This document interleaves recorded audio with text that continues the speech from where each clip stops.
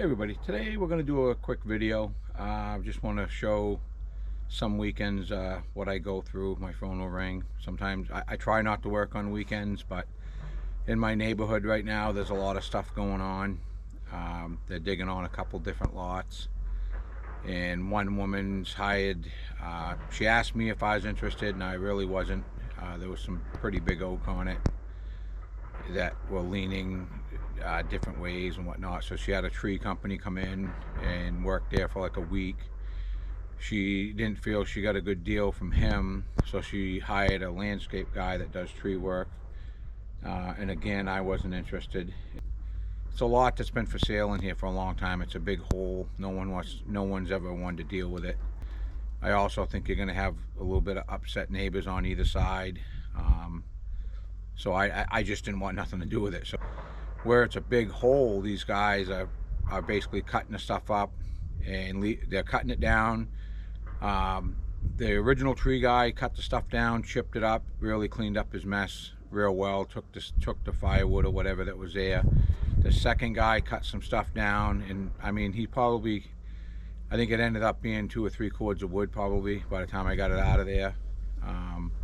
But she called me up one day and said, hey, he left it down there all in 8-foot lengths, and he left the brush. Her and her husband had dealt with the brush, dragging it to the side. And she's like, can we pay you to go get the pieces of log out of there? And I went up, I said, hey, you're at my neighborhood, I'll just sneak up and do it. So I went up and grabbed that first initial chunk of wood, I guess you'd call it. And then again, she didn't feel that guy treated her that good, and hires another landscape guy that supposedly does tree work, and same thing, he knocks down like another 9 trees in there, leaves a hell of a mess. And she was under the impression with him he was going to clean up his mess, like put the brush in piles and all that, and you know, for the money she paid him, he just cut the stuff down, diced it up for her, and then left it. So again, she's like, can I pay you to go get that? I'm like, no, I'll go get it. So I just got another chunk of that wood Saturday. I like going there because during the week she's got a construction guy there working with an excavator. So I said, I'll pick it up this weekend. So I picked that up, and right across the street from this lot, they're on their 3rd contractor that's going in there to dig a test pit to try to get it to perk out. And the guy was there for, you know, a good day with an excavator digging around. There's also wetlands on it, so that there's only like a couple spots you could put a leach field. And this is the 3rd contractor this year. This piece of land I'm talking about sold twice. And the first person got his money back because they did the test pit and it wouldn't test out. And actually they had 2 different people look at it.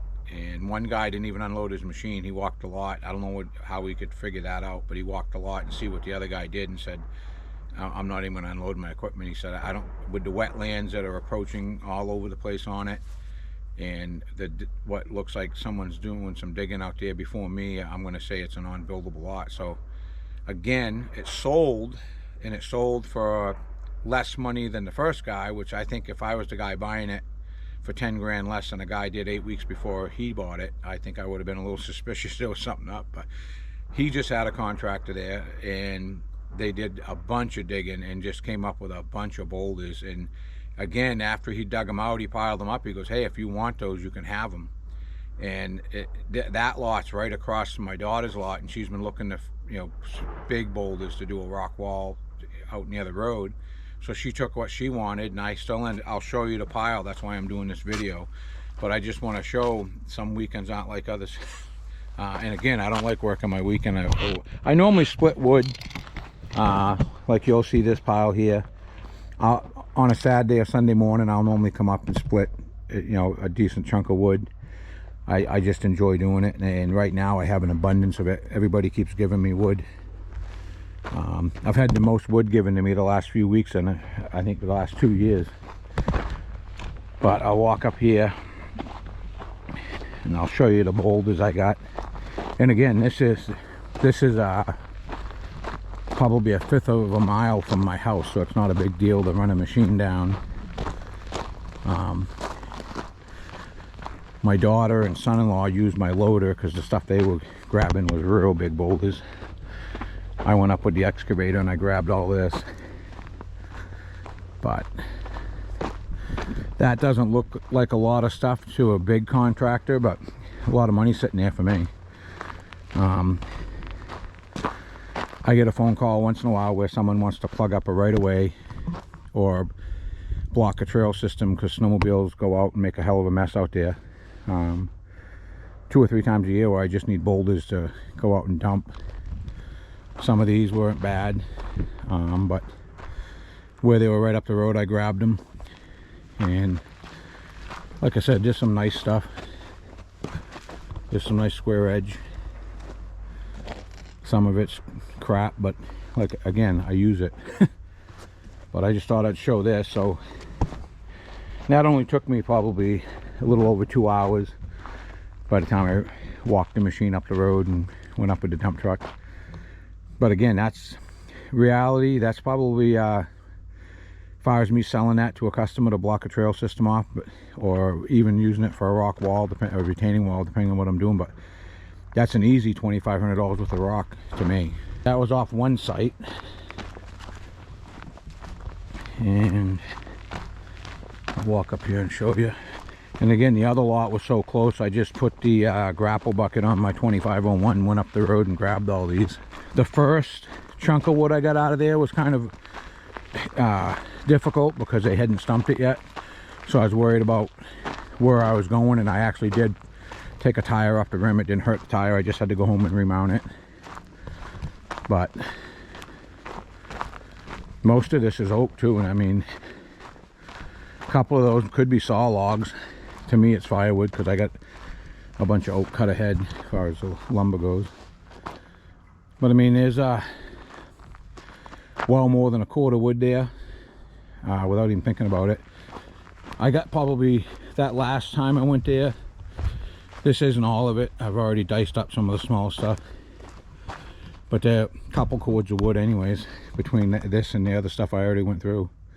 That's about perfect firewood, and that's good stuff to do my barkless oak with too. There was one hairy, you know, kind of looking tree, but it's like everything, you take the good with the bad. I should say the bad with the good. Still a lot of good firewood in that though. That was center rotted, and that's what normally happens to the oak around here. I mean, that is center rotted, but there's still a lot of good firewood there. But I just thought I'd show. And then this is that gravel that someone dropped off for free. They literally trucked this in, and this pile was all the way out to probably, I mean, it's probably another, it was right out to this entryway basically, and way higher than that. What I did this week, past weekend, is I dug through that to get these out, and I'm going to be using these on a job this coming week. I needed some nice square faced to retain a corner I dug out on a guy's piece of land, and that will be a job coming out, next video coming up. But I just thought I'd show people haul this there. Didn't cost me nothing. It's actually screening out to be pretty good gravel, and that's why I popped all these rocks out. I popped those out, and I'll take this down to the screener as I need it. And I want to try to get this cleaned up before the ground freezes and snow flies. There's a couple more big things in there, but I'm gonna right here, this is all stuff I'm gonna go down to the screener with, and that will pretty much give me the stockpile for next season of 3/4 gravel. But I just thought I'd show some weekends what happens. I won't lie to you, when it's cool in the fall and we're not out doing other things, I don't mind staying busy on the weekends. It's my exercise program. But I just thought I'd show, you know, some weekends aren't like other, you know, every weekend's different. But in the fall, I really don't mind doing that type of stuff. So again, I'm going to start showing some stuff like this too. Another, call it what you want, but this is how I get some of my material. There's some nice rock that I'm getting out of this gravel. Stuff I can do, you know, high-end rock walls with, nice square face. But I thought I'd do a quick video. Another thing on the weekends too, if I sell wood during the week, and like that trailer there had 2 cords of wood on it that sold this week, I'm going to reload that on a Saturday. I try to keep these loaded so when someone calls, I'm ready to roll. That's a half cord of the barkless oak. I try to keep on the small trailer. That's a cord of wood, and I can put 2 cords on that trailer. I think I am only going to load a cord on that this time though, because most people this late in the season are calling for 1 cord. I have a handful of people that take like 4 or 5 cords at a time, but most people that heat with wood have already got their wood for the season. Show you, some weekends are different than others, and how I get some of my material. And this stuff here, like I said, this was all hauled here for free. But again, I'm going to say, if you like my content, please like and subscribe, and thanks for watching.